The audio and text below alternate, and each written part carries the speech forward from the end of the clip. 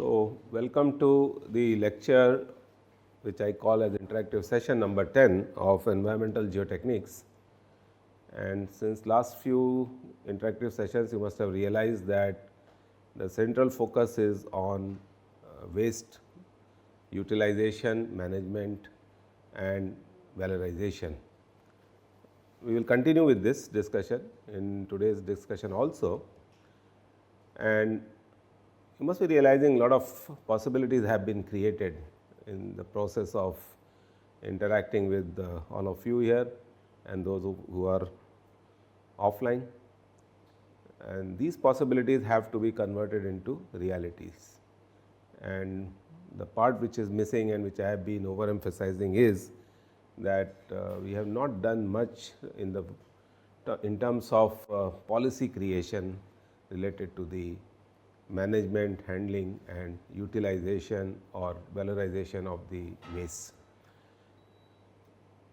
Just as a recap, we have been talking about municipal solid waste and the industrial byproducts, and I also added a tag that in today's world there is nothing known as waste, this is man-made resource. So, this has been the central theme, how to utilize any material which is lying unattended to create value out of it, so that we can go ahead with the sustainability goals, SDGs which we call. So, in this context, I would like to invite Sakshi, who is a second year BTech student and would like to share some thoughts related to what she would like to say regarding the soils. Thank you, sir. Hi, everybody. I'm Sakshi. I'm a second year student from Civil Engineering Department, and currently I'm a part of a tech team on campus. As a part of the tech team and the competition, I recently went for the International Rover Challenge. My tech team is Mars Rover team, where we build rovers for extraterrestrial travel, and also for one of the main missions in our tasks is life detection. We all know life detection, it's one of the main tasks an astrobio mission can have, since it allows us to know not only how life evolves and arises, but also the possibility of life on other planets. It is the core of space travel. So we have designed a rover to be able to conduct those tasks with ease. Want to discuss? Yes. Go ahead, please. So on a rover, we start off by identifying the sites where we would like to test soil. We do that with the help of stratigraphic profiling. Now we on the rover, we've just started using this method this year. It's a very amateur level stratigraphic profiling, where we take high resolution images of the soil and the surroundings with our onboard cameras, FPV cameras, and we analyze them using an in-house made machine learning algorithm, which we continuously feed information to when we are not on competition. We have information about the types of soil that we can find, about the information gleaned from different strata of soil that we can picture. We also can capture panoramic images on the rover. So one of the main things that we can get is color variations, grain size and sorting, since that can tell you about the presence or absence of running water, and also the layer thickness. This is the module we use on the rover to conduct chemical tests on the soil collected from the sites that we find favorable from initial stratigraphic profiling. So we have a box with 4 test tubes inside. One of the test tubes also requires a heating component, so we have made provisions for that inside the box. And the main 4 tests that we do, we start off with the pH test. This tells us a lot about the soil. Extremely acidic or extremely basic soils cannot harbor life as we know it, and this tells us also about the composition of soil itself, so we know what other markers to look for. Then we go on with the Bradford's test. Proteins are very essential for life. They're complex macromolecules. They are necessary for life growth and sustenance, so this is why we chose to go with this test as the next marker. We use Kumasi brilliant blue dye, which changes color from brown to blue in the presence of proteins. The intensity of the blue color corresponds to the amount of proteins in the sample of soil that we have. We are planning to include a spectrometer on board to correctly analyze the amount of protein and the amount of This is a DNA that we classical get. test which is normally done to find out surface area of soils, Yeah. which is known as MB test, methylene blue dye test. Yeah. So you take a soil sample and then soak it in MB dye, which is a violet color dye, and then you find out by using a photo fluorescence meter or something what is the intensity of the blue color which has got absorbed on the surface. Clear? Yeah. So this will also give you the same n lambda value. And then from there you can find out what is the absorbance of a dye on the soil particle, which has something to do with the surface of the grains. Okay. So in soil characterization, the first thing is, you are talking about the protein is very good, microbes and all. Surface area, because surface area makes soils very, very reactive. Correct? So for that matter, if you have clays and if you have sands, which one is more reactive? Clays, by virtue of their very fine particle. So surface area is very high. There are several methods of finding out surface area of the clays or the soil and minerals. And this is where a lot of people are working in discovering new minerals. Fine. Yes. And then we have different type of, dyes also, different types of techniques which we will discuss maybe after your mid-semester exams. One thing which strikes to my mind is that when you are taking photographs, what is the resolution of these photographs? Because see, only color change is not because of the moisture. Got it? So there is something known as the water beneath the soil mass, and there is something known as the humidity or the vapors of water above the soil mass. Yeah. So if the soil particle is very reactive, what it will do? It will absorb a lot of vapors. Got it? So the moisture presence which you are seeing and trying to differentiate due to the presence, due to the color change, might be misleading. So you will study in geotechnical engineering the role of capillarity. So because of very fine particles compacted, water table rises and soaks the entire soil. That also might result into color change. So it's a very interesting idea. Like I have created more debate out of it for you to realize what you are doing. Yeah. Okay, go ahead. Once we have the positive reaction for the Bradford's test, we go ahead with the DNA test with diphenylamine. So diphenylamine reacts with the deoxyribose in DNA to form a brilliant blue color solution again. This does not react with RNA, which is a failing on our part. We do not have a better test to test for DNA. But since we look at DNA, it is essential to test for life. As we know it, it contains genetic information for everything, which is why we chose to get this test. Very good. So unknowingly, you have prompted Mrinal.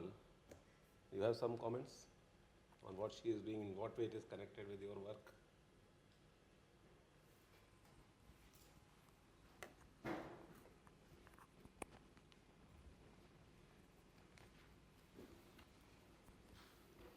Yes, so this is an interesting thing what you are trying to see.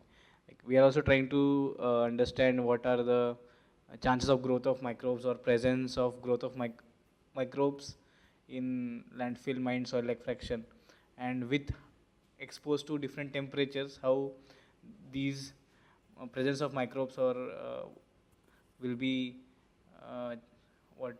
worthiness of the soil for growth of microbes will be varying or changing.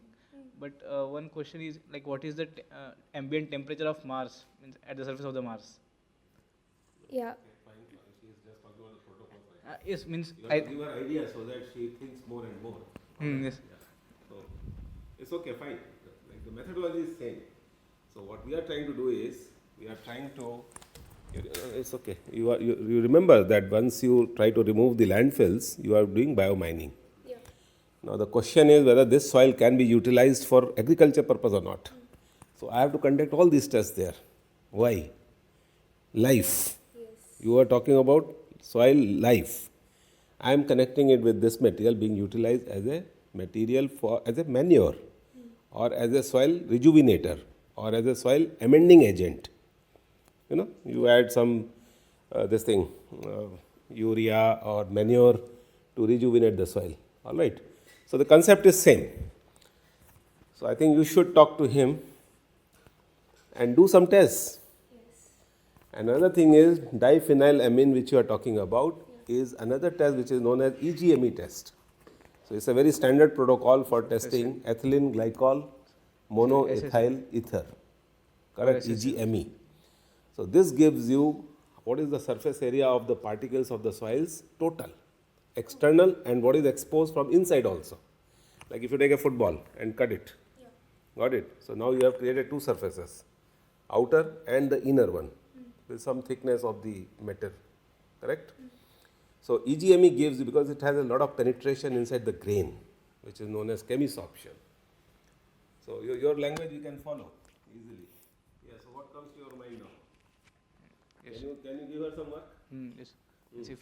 If she is interested, then means we are trying to see what is how microbes can harp on the certain materials. We are now procuring all these bio testing kits for the soils, and our idea is to create a catalog of,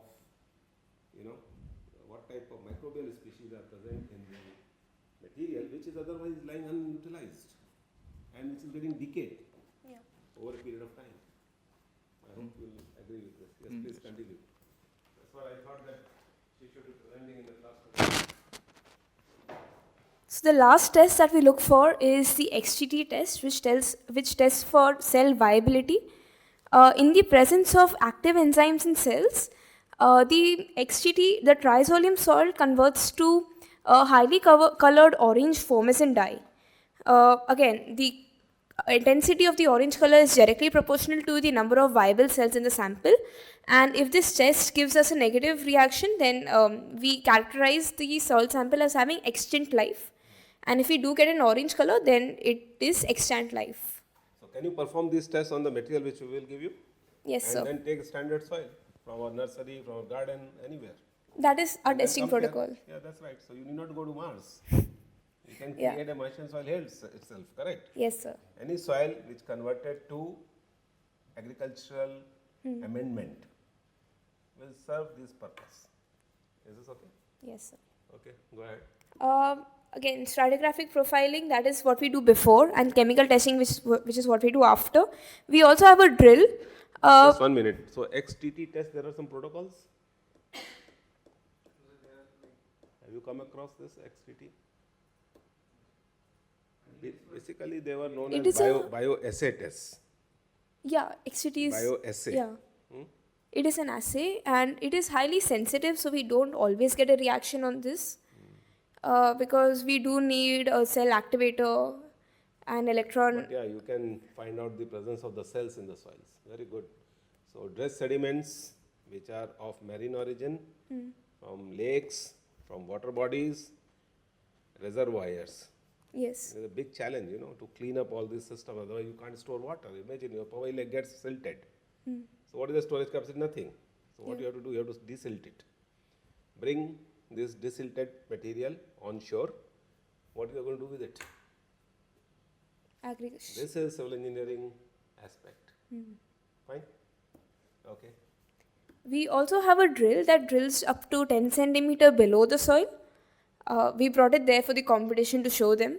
I don't have it right now on me. So the drill collects soil from the samples, and on the site which we feel has the best potential, as per our chemical test, we store soil from there in a cache box aboard the rover, and we bring it back to the site for further testing. So these rovers are testing using X-ray or some other types of waves? So are they doing X-rays, rovers? we cannot, X-rays are Or expensive and out of our scope or right now. ultraviolet or IR, or what is that? We do have UV These are the three sensors. techniques. Yeah. So sensors will either emit X-rays, which is difficult. IR is very easy, Yeah. infrared, We have IR sensors on the rover. IR sensors. So we now have in our laboratory IR, this thing weighing balances, wherein we can use IR technique to find out the moisture content of the soil. Okay. So this presentation is more geared towards the technical aspects of our rover. And finally, we do have further improvements that we would like to make, including further testing so that we can have a proper visual of the amount of absorbance of dyes, so that we can have something to compare our results on site with, and optimizing drill designs to have a scooping option in them So too. what is the mineralogy of Martian soils? Is this similar to our Iron. soil or they are Iron different? rich. Iron rich. Yes. So my industrial wastes are iron rich. All mine tailings, Yeah. is it not? They are iron rich. So truly speaking, there is no difference, Yeah. because the tailings which you are using from the mining operations are also full of iron. Yes. Fine. Yeah. Okay. Thank you, sir. That's it. Yes. Thank you. Good job. Very good. Keep it up. But then convert it into a reality.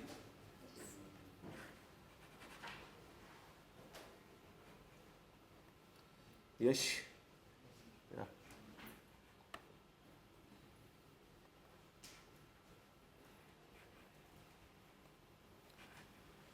So another interesting presentation which he is going to make, Mr. Yash, on the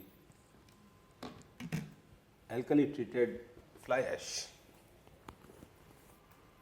So fly ash is also a sort of a waste product which is coming out of the thermal power plant. Hello. And there is a major issue that what to do with the ash. But this used to be a very big problem few years back. But now there are rules, norms, and it has been accepted as a construction material. All right, this is already in practice. Incidentally, Hiranandani, most of the buildings were done about 25 years back by replacing up to 32% fly ash with cement. This was a classic example. Fly ash was used as a pozzolanic material. Pozzolana, I think you understand. So pozzolanic material is the one which when interacts with the humidity and water solidifies because of the presence of excessive calcium oxide in the free form. Fine? It acts as a, yes, binding agent. And for finding out whether a material is pozzolanic or not, what you have to do is you have to do XRD, X-ray diffractogram, and XRF, X-ray fluorescence studies, and then you can find out what type of minerals are present and what is that they do. Yes, please go ahead. Hello, good evening everyone. I am Yash Tarane, first year PhD scholar under the guidance of sir. So this is my MTech project which I have done in NIT Rourkela. So currently I am in first year, so I am going through the literatures of my new project that is related to the carbon capture, utilization and storage part. So basically I have briefly introduced about my MTech topic to you. It is the assessment of alkali treated reinforced fly ash as a subbase and base material for pavement design. What I am trying to do is the full replacement of the natural aggregate. The whole layer is made up of only fly ash and plastic fibers. So I am trying that. So basically there are what I am trying to do at that time is that firstly I have to do some experimental test, and by that result I am trying to make model of the roads pavement by IIT Pave software. Basically divided into two part, if the volume is greater than 2 MSA or it is less than 2 MSA. So there are two different approaches to deal with it. So firstly come to the experimental part. The most basic thing is the geotechnical properties of the fly ash that I use. So what is fly ash? It is a coal based IBP, and it have two types. One is class C fly ash and class F fly ash. Class F fly ash having a low content of calcium oxide, which is, that's why we need some extra agent to use it as a pozzolanic material binder. So for that I am using a NOH, and the main mechanism which going on this process is the geopolymerization. So what hydroxides do? Hydroxides basically etching glass. All right. You do etching on the glass, is a painting. On a glass sheet, you use hydroxide and dissolve glass and then make a painting, correct? Laser cut also does the same thing. That's laser cutting. Now you can use hydroxides to dissolve the glass and create a painting. It is etching process. So by virtue of their fundamental characteristics, most of these grains of fly ash are silica, quartz. All right. And quartz, when reacts with hydroxides, it will etch and release silica, and silica is nothing but the silica gel, and silica gel is nothing but the gel which you create when you create concrete. So the more and more gelling process occurs, there is a better bond formation. This is the whole logic. With, Okay. with time the gel get solidified and crystallized in form. So these are the basic the UCS, STS, CBR, durability test, permeability and sieve analysis what I have done. It based on the various types of codes IRC that had given to us. Based on that, Just a minute. SEM is the scanning electron microscopy. Microscopy. If you really want to see how the particles look like, and now there are latest versions of SEM also which are available in our institute. We call them as FEC sediment, FEG, FEC, field emission, SEMs, where you can find out even the composition, mineralogical composition of the material by doing SEM analysis, and you can see the texture, grains, how do they look like, whether they are opaque, transparent and so on, fine. And what are the different types of, I will be discussing this later, what are different types of particles which are present in the system and what is their matrix. Yes. so these are the different guidelines that IRC, that is Indian Road Congress, have published. So basically it's based on the strength parameter and the durability parameter. For any material to be used is as a sub-base material, we have minimum strength of 1.5 MPa, and for base material it should be 4.5 MPa, and the durability of the weight loss by freeze and thaw and wetting dry cycle should be less than 14% of the total mass. Okay.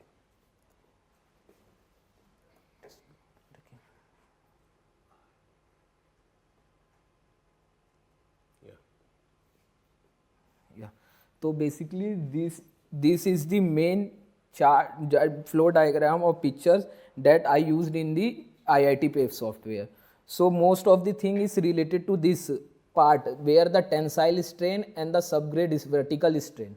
These are the two important finds. These are based on the rutting criteria and fatigue criteria. Based on that we have find the strain, tensile strain and compressive strain by some empirical formula given by IRC, and by that IIT PAVE model I get the values, same values, and I have to compare it. If the value is less than the empirical formula, then it is safe, and that is not, then we have to increase the thickness of the pavement. So what I have done in this, so this is the result. In this basically I have fixed the subgrade of the soil, that is 7% CBR, and fix the traffic volume also, that is 50 MSA. After that I have compared with the different types of pavement. One is granular base pavement, cement treated pavement and alkali treated pavement. So for the granular base pavement the thickness is around 700, and for the cement treated pavement the thickness of subgrade subbase is 150, 100 and 100. For material that I have made, it's about the thickness of subbase is 145 and sub base is 140, and there is one crack relief layer also to reduce the direct impact of the load of the vehicles. So these are the result. Yes. Okay. Thank So you. incidentally, what he has done is known as geopolymerization. So in case you get a chance to go to Rome, and most of the buildings in the historic buildings in Italy, they are all geopolymerized. No cement was used. What is geopolymerization? You take an activator, sodium silicate, and then mix it with some siliceous material where silica is present too much. All right, and then leave this for some time. What is going to happen? Geopolymer will get formed. I think who has worked on geopolymer? Yes, Dr. Surendra was talking about geopolymer. So these are known as green concrete. And look at the durability. All those structures which were done so many years back are still standing there perfectly all right. Colosseum is a big example of, geopolymeric structure in Rome. So please, whenever you are there, don't miss it out. You should go and see how this whole geopolymerization was done. In the present day context, people are trying to utilize red mud and sodium silicates and some fly ash or GGBFS. GGBFS is the blast furnace slag. So this is another recipe which is being used for creating paved surfaces, concrete and so on. A lot of applications are there. And it is supposed that geopolymers which are being created are resistive to the extreme climatic conditions where you have a lot of chloride and sulfate ingress. So for offshore structures particularly, they are supposed to be a boon. Any questions? Is this okay?